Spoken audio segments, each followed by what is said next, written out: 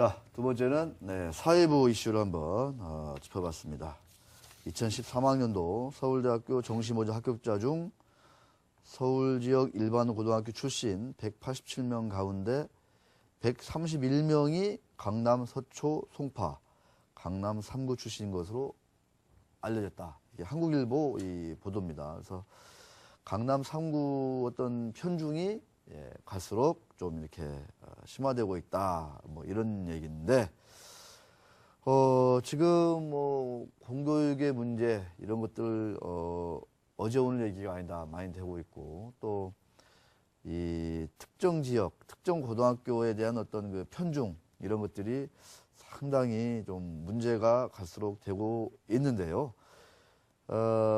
사실 서울대가 정시 모집을 이제 확대하자 이렇게 또 결정을 하니까 이번에 또 이제 방금 말씀드린 대로 이제 강남 3구의 쏠림 현상이 매우 심화됐다 이렇게 해서 또 이 수험생을 둔 또는 예비 수험생을 둔 우리 학부모들의 또 애간장을 또 태우고 있습니다.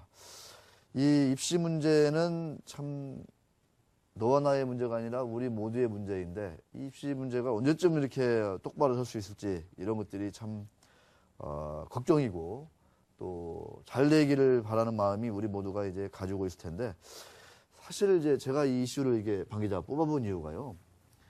많은 입시 제도가 도입되지만 그때마다 이렇게 뭐랄까 문제가 막 심하다고 얘기가 되지 않습니까? 네. 그래서 어떤 게 정답일지 참 그 고민인데 딱히 나오는 제도마다 뭔가 좀 시원한 어떤 그 우리 저 학부모들의 불안감이라든가 우려를 해소해 주지 못하고 있거든요.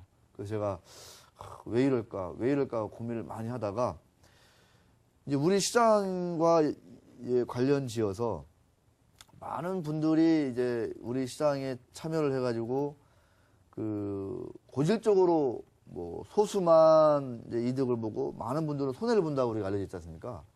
그래서 이제 그런 것들을 왜 우리가 뭐 수년이 지나도록 해결하지 못할까 뭐 이런 것들 그게 과연 시장이 그런 것인지 아니면 그 시장에 관한 우리의 제도가 문제가 있는 건지 이런 고민들을 막 하게 되거든요. 그러니까 입시도 무언가 심각한 문제가 있는데 여러 가지 좀 거기에 대한 대책이 나오지만은 이제 해결되지 않고 있다 이런 얘기지 않습니까?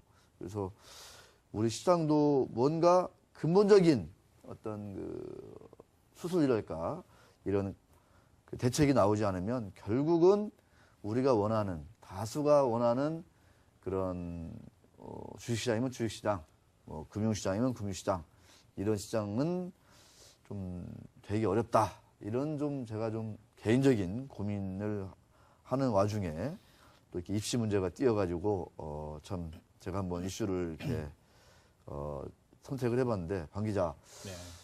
어떻습니까? 이 입시 문제 우리 방 기자도 강남 3구 출신 아니겠습니까? 근데 굳이 그렇게 말씀 안 하죠. 근데 어쨌간에 이 입시 문제 계속 반복되는 거 아니겠습니까? 네. 뭐 우리 또 방 기자도 또 이제 한때 입시 때문에 고민도 많이 했을 것 같고 예.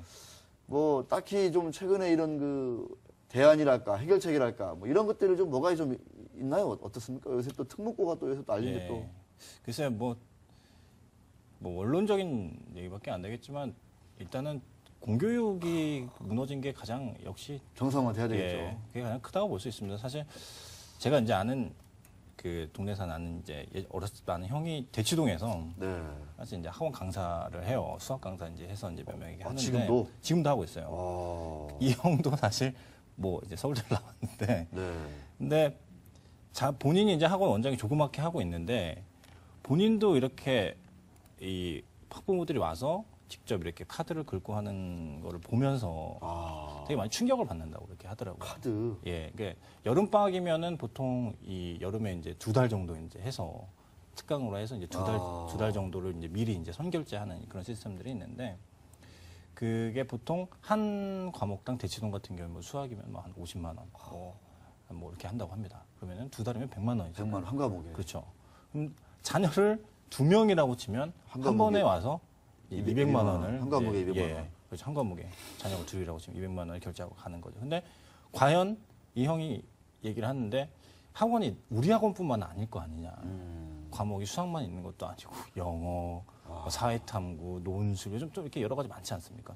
그런 거를 생각해 보면은 방학 동안 학부모님들이 과연 얼마를 지출해야 하냐. 자기는 아무리 내가 학원에 있고 앞으로 자기 자녀를 키울 거지만 이런 부분에 대해서 굉장히 좀 우려스럽고 좀 무섭다라는 생각을 굉장히 많이 한다고 하더라고요. 그래서 역시 물론 워낙 이게 좀 몇 년간 계속 뭐 진행되어 왔고 이제는 뭐 다시 돌아갈 수 없는 거라고 하지만 참. 일단은 공교육이 확실히 그런 부분에서 사교육비를 지출을 줄여야 되는데 그런 부분에 있어서는 확실히 그 공교육이 좀 많이 이렇게 좀 정상화가 돼야 되고 예전에 사실 학교에서 우리 선생님들 같은 경우에 엄청 무서워했었잖아요. 선생님 네. 말이면 무조건 잘 듣고 일단은 좀 그러니까요. 약간 좀 선생님 학원이 학교 수업의 보조 역할을 했는데 이제는 학교 수업이 보조 역할을 하고 이제 학원 수업이 이제 주가 돼. 이렇게 들면 또 이제 또 학부모님들은 정신 못 차리는 얘기냐 이렇게 얘기는 하시겠지만 그런 부분에 있어서 확실히 공교육을 강화를 해야 되는데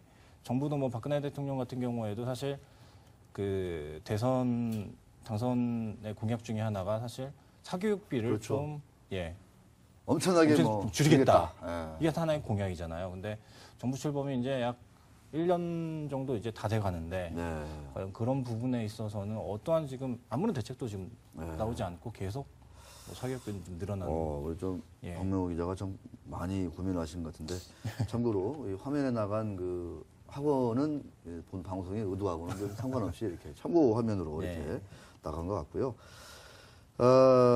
사실은 말씀드린 대로 다수가 행복한 시장을 만들어야 되고 또는 대다수가 행복한 교육 시스템을 우리가 많이 이제 도입을 해야 되는데 오히려 가면 갈수록 거리가 그렇죠. 멀게 예. 퇴보하는 것 같아가지고 너무너무 안타깝습니다.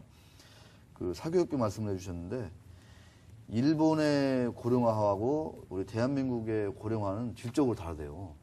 왜냐하면 일본의 학부모들은 사교육비 지출 안 합니다. 그러니까 일본의 학부모들은 나이가 들어서 40대, 50대, 60대, 70대가 되면 갈수록 부자가 되는 거예요. 예. 일본의 그 노인들은. 예. 일본의 학부모들은 나이가 먹으면서 그래서 노인이 되면서 부자가 됩니다. 근데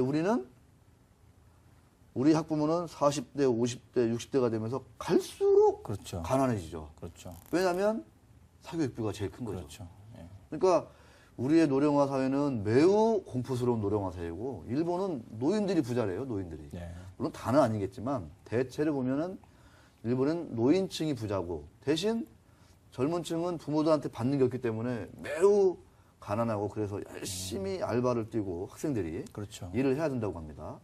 그러니까 이런 것들을 보면 좀 우리 사회 전반적인 시스템이 지금 다수의 노인이 이제 불행해지는 그런 시스템으로 가고 있는 거예요. 네. 매우 좀 심각하다 이런 문제를 말씀드리고 싶습니다. 정말 참 심각한 일이 아닐 수 없다 이런 말씀을 드립니다.